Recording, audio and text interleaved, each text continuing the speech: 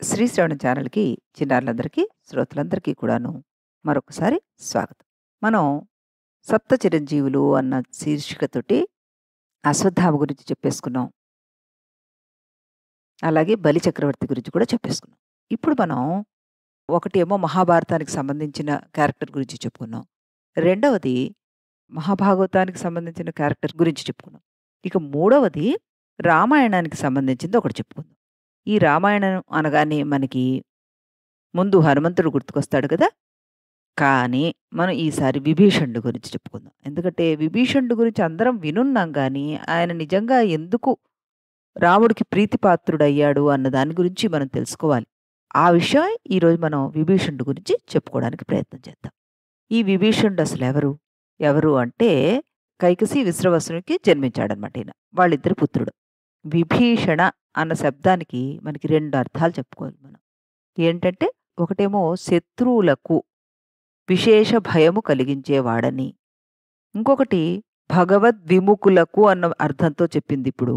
ఇంకొకటేమో భగవదభిముఖులు అన్న దాంతో చెప్పడానికి. అంటే మిత్రులకు భయాన్ని పోగొట్టేవాడు అనే అర్థం వచ్చేలాగా చెప్పుకోవచ్చు అంటూ ఇక్కడ చెప్పబడిందనమాట. ఈయనను కూడా మనం ఇందాక చెప్పుకున్నట్టుగానే సప్త చిరంజీవుల్లో ఒకడనుకున్నాం కదా! మరి ఈయన అసలు ఎలా జన్మించారు?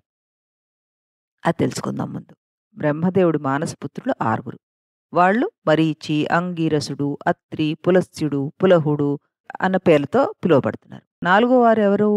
పులస్తుడు అనే ఆయననమాట. ఈ పులస్తుడు ఈయన వేదాధ్యయనం చేస్తున్నప్పుడు తృణబిందుని కుమార్తెకు జన్మనిచ్చినందుకు గాను అతనికి విశ్రవసుడు అన్న పేరు సార్థకమైపోయిందంట.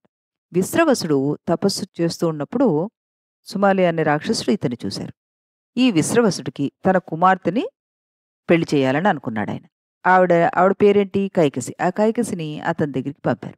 కైకసి వచ్చి అతనికి చాలా సపర్యలు చేసిందిట.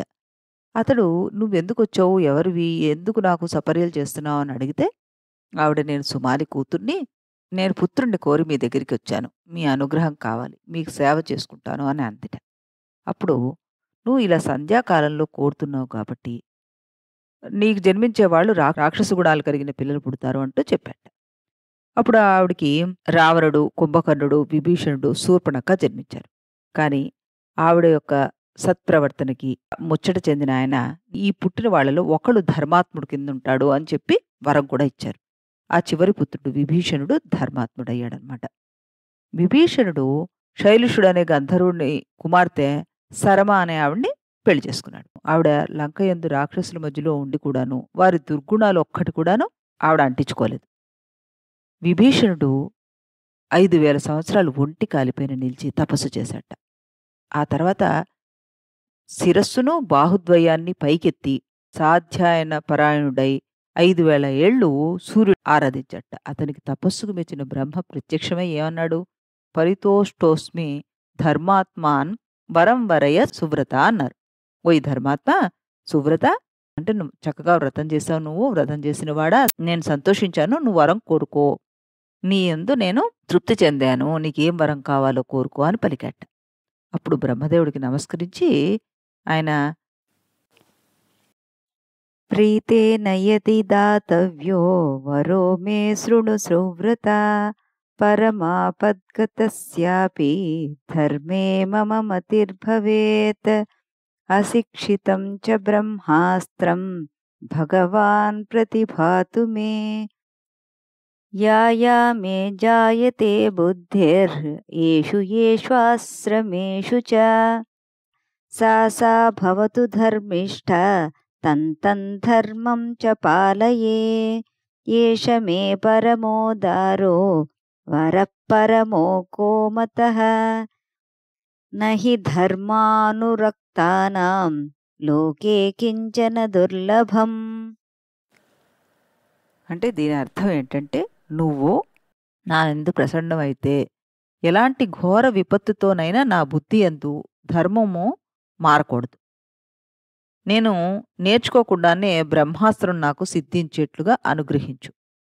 ఏ ఆశ్రమాన్ని గురించి ఏ ఆలోచన చేసేదైనా అది ధర్మానుకూలం అయ్యేట్టుగా నేను దాన్ని ఆచరించేట్టుగా వరం ప్రసాదించు. అంటే ఏ ఆశ్రమంలో ఎక్కడ ఎలాంటి ధర్మం అనువర్తించాలో అలాగా వచ్చేట్టుగా నాకు నువ్వు ఆశీర్వాదం ఇచ్చేసేయ్ అని చెప్పేశారు. అదే అన్నిటికన్నా ఉత్తమమైన వరదానం. ధర్మానురక్తమునకు దుర్లభమేదీ లేదు కదా! అని అనగానే బ్రహ్మ చాలా సంతోషించి విభీషణ ఇలాంటి కోరిక ఎవ్వరూ కోరలేదయ్యా! నీ కోరిక ప్రకారం నీకు అభ్యసించకుండానే బ్రహ్మాస్త్ర సిద్ధిని ఇస్తున్నాను. అలాగే ధర్మ పరతంత్రమైన బుద్ధిని నీకు ప్రసాదిస్తున్నాను అంటూ యస్మాద్రాక్షసయోనౌ తే జాతస్యామిత్రనాశన నధర్మే జాయతే బుద్ధిః అమరత్వం దదామి తే అన్నట్ట. అంటే ఆ శ్లోకం అర్థమేంటి? కుమారా, రాక్షస కులంలో పుట్టినప్పటికీ నీ బుద్ధి అధర్మం వైపు మొగ్గలేదు కనుక నేను నీకు అమరత్వం వరంగా ఇచ్చేస్తున్నాను అంటూ ఎక్స్‌ట్రా వరం కూడా ఇచ్చేసారాయనకి. తర్వాత ఏం జరిగిందంటే, ఈయనే ఇలా అమరత్వాన్ని ఇవ్వడమే కాకుండా, సరస్వతీదేవి కూడాను ఈయనకో వరాన్నిచ్చింది మరి. ఆ వరం ఏమిటో, ఆ సంగతేంటో ఇప్పుడు తెలుసుకుందాం. సరస్వతీదేవి తీర్థాల్లో పులస్త్యుడు స్నానం చేయడానికి వచ్చారట. స్నానం చేసి తపం ఆచరించడానికి వచ్చినప్పుడు, ఈ సరస్వతీదేవి ఇతను నా పుత్రుడే కదా! అంటే బ్రహ్మ మానసపుత్రుడు నా పుత్రుడే కదా! అని పూజించలేదట ఆయనకి. మరి ఋషి వస్తే పూజించాలి కదా! చేయలేదావిడ. అందువల్ల పులస్త్యుడు కోపించి, సరస్వతీ నీవే కోరికతో ఉంటివో అది నదీ రూపంలో నీకెన్నడూ సిద్ధింపజాలదు. అంటే నువ్వు అందరికంటే గొప్పదానివి అని అనుకుంటున్నావు గదా! అది నీకెప్పటికి రాదు. గంగే అన్నిటికంటే గొప్పదయిపోతుంది అంటూ శపించేశాట. అప్పుడు సరస్వతీదేవికి కోపం వచ్చింది. ఆయనకి ఏం చేశారు ఆవిడ? ప్రతిశాపం ఇచ్చారు. రాక్షసస్తే భవేద్వంసో విష్ణోర్ప్రియకారకః పునః ప్రసాదిత తేన విశాపమపి సాదదౌ. ఇది కూడాను బ్రహ్మపురాణం నుంచి తీసుకోబడ్డ శ్లోకం. నీ వంశము శ్రీమన్నారాయణునికి అపకారం చేసే రాక్షస వంశం అవుగాక అంటూ ఆయన్ని శపించేసింది. పులస్త్య మహర్షి మళ్ళీ ప్రార్థించగానే అంతిమో వైష్ణవో భూయాత్ కల్పస్థాయి విభీషణః. మీ వంశంలో చివరి వాడగు విభీషణుడొక్కడు మాత్రం విష్ణుభక్తి కలిగి కల్పాంతం వరకు జీవించి పులస్త్య వంశాన్ని తరింపజేస్తాడు అంటూ మళ్ళీ అనుగ్రహించిందనమాట. ఈ విధంగా మనం ఈ విభీషణుడు గురించి పుట్టు పూర్వోత్తరాలు అవి తెలుసుకున్నాం కదా! నెక్స్ట్ ఏంటి? ఈయన ఎంట్రీ ఎక్కడ కనబడుతుంది మనకి అంటే సుందరకాండలో కనబడుతుంది. హనుమ లంకకెళ్ళాడు గదా! రావణాసురుడి దగ్గరికి వెళ్ళాడు గదా!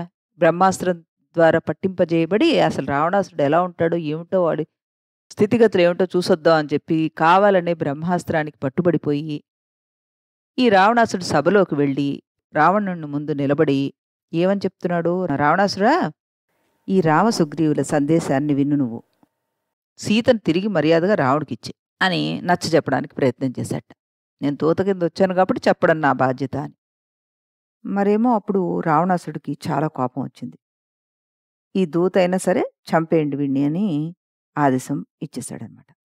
దాంతోటి హనుమంతుడిని చంపడానికి ఉద్యుక్తులవుతున్న వాళ్ళని ఆపడం కోసం అది న్యాయం కాదని ఆయనకు తెలుసు. అందుకే వెంటనే ఏం చేశారు? లేచి నిలబడి విభీషణుడు రావణాసుడిని చూస్తూ లంకేశ్వరా క్షమించు, రోషాన్ని వదిలే నువ్వు ప్రసన్నుడు వైపు ముందు నా మాటలు విను. చేయదగనిది చేయరానిది తెలిసిన ప్రభువులు దూతలను చంపకూడదు. దూతగా వచ్చిన ఈ వానరుణ్ణి చంపడం రాజధర్మానికి విరుద్ధము. లోకతీరులో కూడా ఇది నిందనీయము. నీలాంటి వాడు చేయదగిన ధర్మం కాదిది. నువ్వు అన్ని ధర్మాలు తెలిసిన వాడివి. చక్కగా శాస్త్రాలన్నీ కూడాను నువ్వు తెలుసుకున్నావు. ఇంత శ్రమపడి తెలుసుకున్న శాస్త్రాల్ని ఈ విధంగా నువ్వు ఆచరించకుండా వాటిని వృధా చేస్తావా చెప్పు. కాబట్టి నువ్వు యుక్తాయుక్తాలు ఆలోచించి చక్కగాను వాడికి వేయవలసిన దండన వెయ్యి. మనకి శాస్త్రాలు ఎన్నో దండనల గురించి కూడా చెప్పాయి కదా అంటూ చెప్పాట. రావణాసురుడు విభీషణుడి మాటలు విని రోషావేశంతోటి పాపాత్ములను చంపడంలో పాపం లేదు, అందుచేత ఈ వానరుణ్ణి చంపేస్తాను నేను అన్నట్ట. ఆ మాట విని విభీషణుడు రాక్షసరాజా, నువ్వు ప్రసరణుడు వైపో ముందు. ధర్మార్థాలతో కూడిన నా మాట విను. అన్ని దేశాల్లో అన్ని జాతుల్లో దూతలను చంపకూడదని సత్పురుషులు చెప్తూ ఉన్నారు కదా. అప్పుడు నువ్వంటావు ఇతడు కేవలం దూతే కాదు, మన అక్షకుమారుణ్ణి చాలామందిని వీరుల్ని కూడా చంపేశాడు ఇతను, కాబట్టి మనకి శత్రువు అని కూడా అనొచ్చు. సందేహం లేదు, నిశ్చయమే ఇతడు చాలా బలమైనవాడు, మనకు చెప్పలేనంత అపకారం కూడా చేశాడు. కానీ దూతల్ని చంపడం పెద్దల ఆచారం కాదు. దూతకి అనేక రకాలుగా శిక్షలు విధింపవచ్చని మన పెద్దలే చెప్పారు గదా! కొరడాలతో కొట్టించు, గుండు గీయించు, కొన్ని గుర్తులు శరీరంపై కాల్చివేయి. ఈ విధంగా ఏవో శిక్షలు విధించు. పెద్దలు దూత వధ మాత్రం ఎక్కడా చెప్పలేదు మనకి. ధర్మ అర్థాలు తెలిసిన వాడివి నువ్వు. నీ వంటి వాడు కోపానికి వశం అవ్వకూడదు. కోపాన్ని నిగ్రహించుకోవాలి. ఈ వానరుడిని చంపడం ధర్మ విరోధమే కాదు, మనకి ఎటువంటి ప్రయోజనము కూడా లేదు. ఆ వానరుడిని చంపినా మనకేంటి లాభం చెప్పు? వాడిని పంపిన వారెవరో వారిని చంపాలి. మంచివాడే కానిమ్ము, చెడ్డవాడే కాని, ఇతడు ఇతరుల చేత పంపబడినవాడు కదా! కాబట్టి దూతను చంపకూడదు అని చెప్పాట. ఇంకా ఏమన్నాడు? అంతేకాదు. ఇతన్ని చంపాడనుకో, వేరొక వాడెవరో 100 యోజనాలు సముద్రం దాటి ఆకాశంలో ఎగిరి రాలేడు. అందుచేత ఇతన్ని చంపడానికి ప్రయత్నం చేయకు. ఇతడు చనిపోస్తే ఆ రాజకుమారుడు వేరొక దూతను ఎవరిని పంపలేడు. యుద్ధానికి ఉత్సాహపడుచున్నవారు వీడి మాటలు విని మన పైకి యుద్ధానికి గలరు. పరాక్రమము, ఉత్సాహము, పౌరుషము గల దేవదానవులకు కూడా దుర్జయుడవగు నువ్వు రాబోతున్న యుద్ధ అవకాశాన్ని కల్పించుకోవాలే గాని పాడు చేసుకోకూడదు. గొప్ప బలపరాక్రమవంతులు, యోధులు కోట్లాది కొద్దీ నీ దగ్గరున్నారు. వారిలో ఏ కొద్ది మందినో నువ్వు ఆజ్ఞాపించి పంపించినా ఆ రాజపుత్రుడిని బంధించి నీ ప్రభావం తెలియజేయగలరు వాళ్ళు అంటూ పలికాట. తమ్ముడగు విభీషణుడు గొప్పగా చెప్పిన ఈ వాక్యాలు ఆ రాక్షసరాజుకి చెవుడికి చాలా సొంపుగా అనిపించిందిట. ఆయన వెంటనే అంగీకరించాడు. ఈ విధంగా విభీషణుడు సమయానుకూలంగా చక్కగాను తన తెలివిని ఉపయోగించి రామదూత హనుమంతుణ్ణి రావణాసురుడు వధించకుండా ఆపగలిగాడనమాట. రేపు ఈయన ఇంకా ఏమిటి చేస్తాడు, యుద్ధకాండలో ఏమేమి చేస్తాడు ఈయన, ఇవన్నీ కూడా మనం తెలుసుకుందామే. అంతవరకు సెలవు.